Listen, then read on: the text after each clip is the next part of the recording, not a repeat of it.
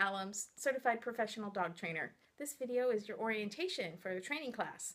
I want to give you some tips to prepare for class as well as have some understanding about how your dog learns and how the training works that we're going to be doing in class. The dog will do whatever we reinforce, and I'll talk about that a lot more in this video. I'll also show you some tools in this video that you can use and some fun stuff that'll help with your training. And my assistants will be Sarge and Sylvie. They've been my demo dogs for over 10 years. They just stepped outside to the yard for a few minutes.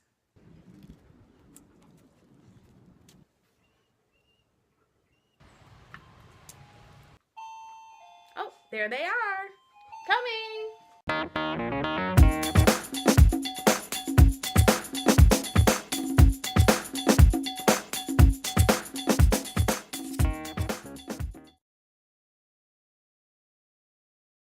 Animals have three main types of needs. The first are physical needs, such as health care, good nutrition, daily exercise, play, a quiet and comfortable resting place, and safety.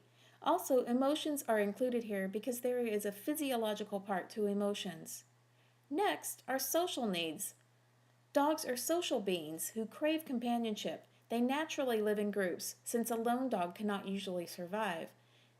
They need social interaction to be healthy. The third category is mental, which includes training and behavior modification and other mental stimulation such as scavenging and sniffing. Most behavior problems are a result of one or more of these needs not being met appropriately. For example, if a dog is emotionally distressed or anxious, he won't be able to focus on training. So training is compromised if the physical or social needs aren't met. I start with this because sometimes it's easy to get caught up in what you want from the dog without stopping to evaluate if you're meeting the dog's needs. I know, Sarge, you enjoy training. Sarge loves being a demo dog. Hang in there, I have a little information to share first. There are three components related to the training process. These components are interrelated in that each one has an effect on the others. I'll share examples of each one of them now. And I'll wake you up, Sarge, when we're done. What is management? No, this doesn't mean you need an MBA to have a dog. This means arranging the environment to the extent possible to set your dog up for success, to help him get it right and not practice inappropriate behavior. Why is that important? Because every time your dog does a behavior, it is being reinforced, made stronger, simply by the process of repetition. Every time he barks out the window at the mailman, that behavior becomes more ingrained in his brain and body. So management may mean closing the curtains to block the dog's view of the barking triggers. It may mean keeping countertops clear of food to remove the temptation and rewards of being a counter surfer. It can mean putting up any valuables that you don't want to risk having your dog explore with their mouths or chew on when he's lonely because you aren't there and this smells like you. This front clip harness is a way to manage the leash pulling. Management also means keeping my dog on a leash if I don't know if he'll come or not when I call. So the use of management can minimize the pet owner's frustration and set the dog up to succeed. Relationship is a huge component of the training process. When you have a trusting relationship, you have your dog's respect, and he'll want to spend time with you and work with you. That's one reason why we focus on positive reinforcement, because aversive methods damage any sort of trusting relationship. A good relationship is based on trust and having enjoyable experiences together. This means playing together, rewarding your dog, meeting your dog's needs, and listening to your dog. Here's a short example of how I'm listening to Sarge to see if he wants me to keep petting him.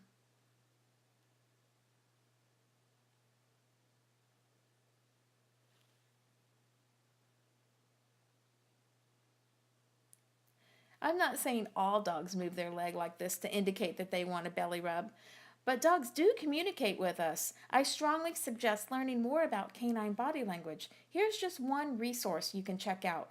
One important point I'll mention here is a word on growling. A growl is communication, and it means your dog is uncomfortable. Never punish a growl. Just stop what you're doing and reevaluate or call a professional trainer. Don't fight with your dog, as you will create much more serious behavior issues. Respect your dog's need to communicate and be heard.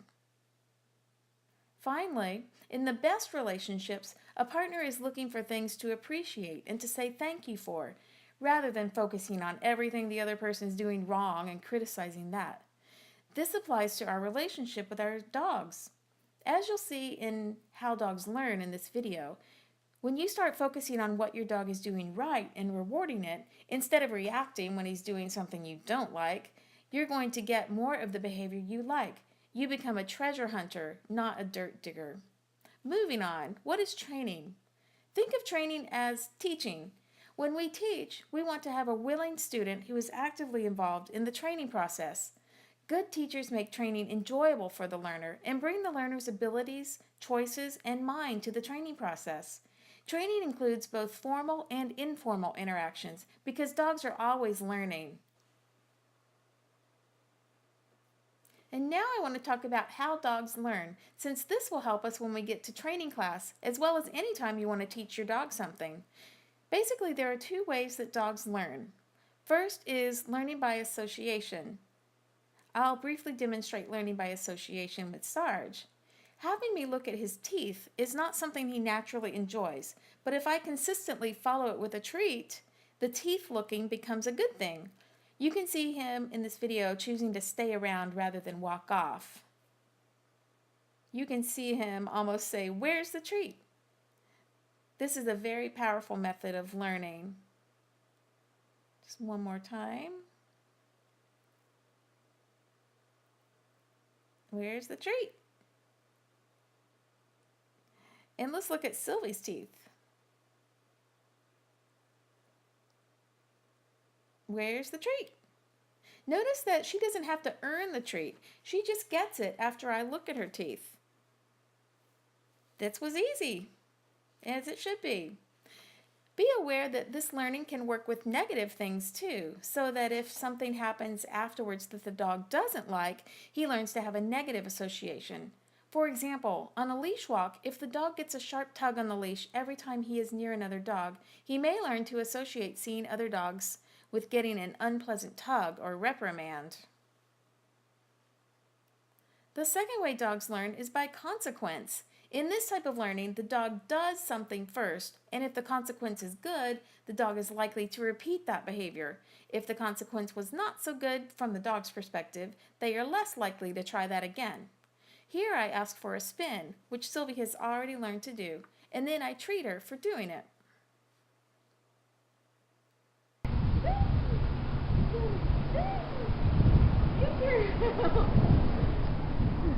So why did Sylvie spin? Was it because I asked her to? Actually, it was because there was a history of reinforcement for spinning when I asked her to. She had learned that there were good consequences to doing that behavior when I asked. Does that mean I always have to carry around treats? No, reinforcers are anything the dog likes. Touch, attention, happy talk, game of tug, chase, belly rubs, going outside, coming inside. We can also vary the frequency of how often we reward once the behavior is strong. But because of this law of learning, over the long run, we want to try to make it worth the dog's while to do what we ask. You want to have more deposits into the reinforcement bank than not. This is not bribing. Bribery is when you show the dog the reward before the dog performs the behavior. We're just rewarding a choice that we like. Speaking of which, we can even teach by rewarding whenever the dog does something we like. This is called capturing behavior, and sometimes we trainers call it armchair training because you can just sit and watch your dog and reward what you like. Training without luring or cajoling your dog is very effective. One of my favorite examples is that Sarge would bow every morning to stretch. I knew if I rewarded the bow, I could teach him to do it more often. So I put my clicker on the nightstand, and every morning when he bowed, I clicked and gave him a treat. He soon learned to offer the bow more often throughout the day because it was paying off. Once I could reliably predict when he would bow, I put it on cue so that he then only got the reward if I cued the behavior. My cue was, ta-da! If you're still asking, what the heck's a clicker? I'll mention it again later in this video. As another training side note, what if I had said, "Ta-da!" to Sarge when I first started training the bow? He may have given me this look. Cute, but he has no clue as what I wanted to do. I could have tried to lure him or put pressure on his shoulders, but that can be distracting and wouldn't have taught him what I wanted. A common training error is using a verbal cue too soon. Let's take sit, for example. Saying sit is not the first step to teaching this. It's what we add after the behavior is already reliable, so that we are associating the finished behavior with the cue. Repeating the cue, sit, sit, sit, doesn't help either to teach your dog what to do. And if I try to get the sit by pushing the dog's rear down, it teaches the dog that sit means my person is about to push my rear down.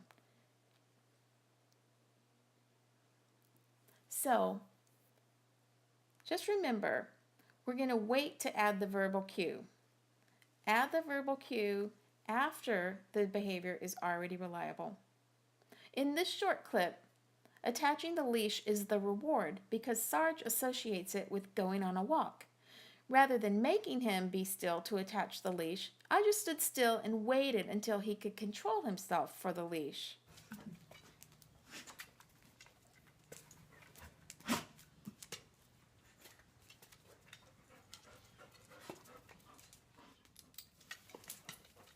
Here's a training tip. If you expect attention, give attention.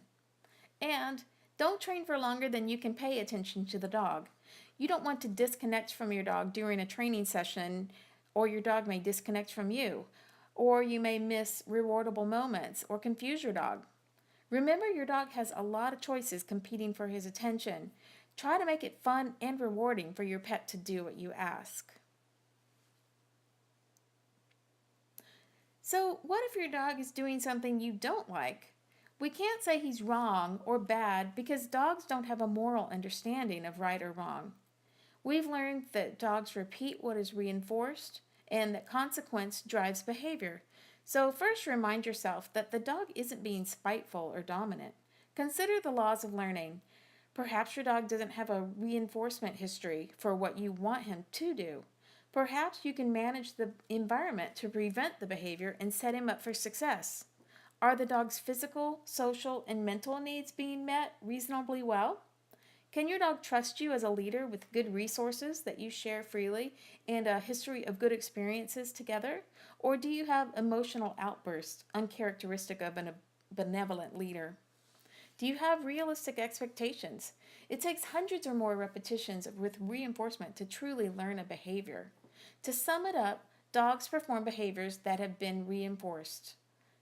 To change behavior, we need to reinforce the desired behavior and remove reinforcers for the undesirable behavior.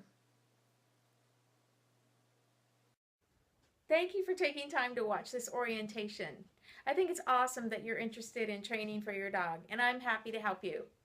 Let's start catching our dogs in the act of getting it right. See you in class.